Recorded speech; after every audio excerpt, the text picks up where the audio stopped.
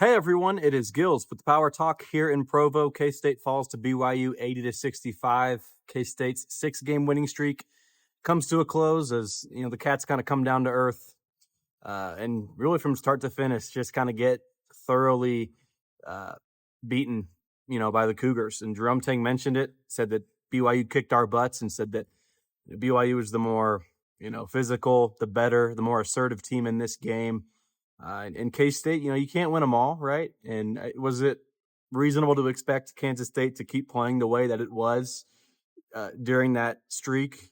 No, I don't think anybody saw a 15-point defeat maybe coming here tonight in Provo. But, Kansas State, it's one loss. You're still in NCAA tournament consideration. You've worked your way into that.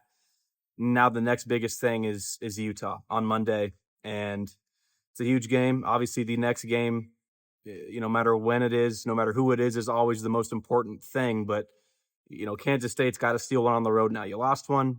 You can make up for that with maybe not as impressive of a road victory as BYU would have been. But winning away from home is tough. If Kansas State can refocus, regroup, it can kind of salvage this road trip. But going 0-2 would really be, I wouldn't say brutal, I wouldn't say killer, but you create a much steeper uphill climb as you try to get back into that NCAA tournament conversation. And, I mentioned it, Drum Tank, said that BYU kicked K-State's butt. I could break this down, but I know anybody that watched knows that from start to finish, really, Kansas State just got handled. BYU only shot, 23 3-pointers in this game. I didn't necessarily expect that. BYU attacked the interior more than maybe most would anticipate.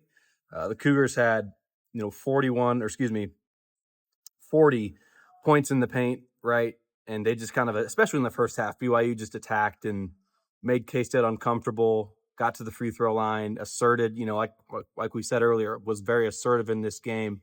And Kansas State, was maybe, I don't want to say K-State was shy and timid, but BYU was the team that went out and threw more punches in this game. And it's, it's one loss. Like I said earlier, if Kansas State can move on from it, it really truly may not matter, right? If you can build another couple of games winning streak, right? But if you lose this one and you lose at Utah, then this one really stings more. So it's a very crucial game coming up on Monday here. And in less than 48 hours, that game will be final, right? So Kansas State did exert a lot of energy late in this game.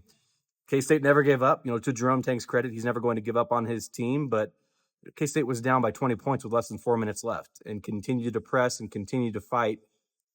I think you have to applaud that, but this team is going to be not running on empty, but out here in the altitude, quick turnaround. It's going to be tough for this team to have,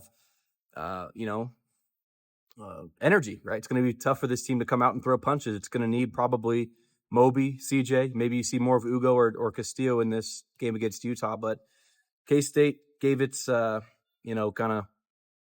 a lot here tonight in Provo, and we'll look to regroup on Monday, just up north, up in Salt Lake, and I'll have all the coverage coming your way right here on GoPowercat. And I didn't tell you this earlier, but you've got to leave a like on this comment. I caught the 5 a.m. flight out of Manhattan.